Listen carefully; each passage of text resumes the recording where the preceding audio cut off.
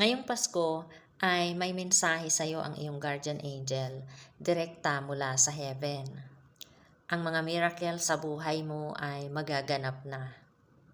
Ibinubulong sa iyo ngayon ng iyong guardian angel direkta sa iyong puso na ang iyong mga panalangin ay narinig na ang iyong mga struggles, ang iyong mga pinagdaanan ay hindi nakakalimutan. Ang mga miracles na ito ay darating sa iyo na para bang regalo na nakabalot. Magkakaroon ka ng kalinawan kapag ikaw ay nagdadalawang isip. Magkakaroon ka ng pag-asa when you lose hope.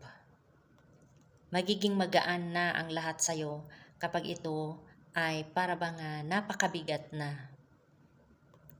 At bibigyan ka niya ng signal kung paano na ang susunod mong gagawin, ang next step na gagawin mo.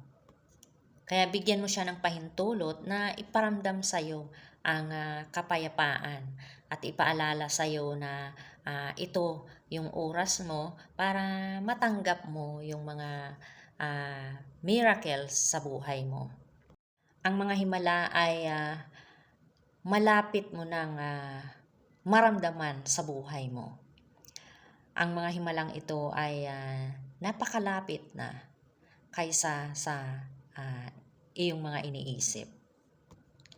Kaya ngayon, ipikit mo ang iyong mga mata at sabihin mo sa iyong angels na, Angels, handa na akong tanggapin ang mga blessings na ito at binubukas ko ang aking puso upang tanggapin ang mga himalang mangyayari sa buhay ko.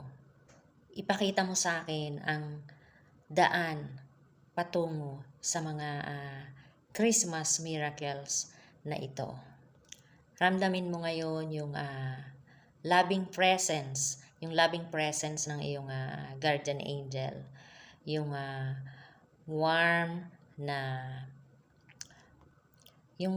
na pakiramdam na niyayakap ka ng iyong guardian angel.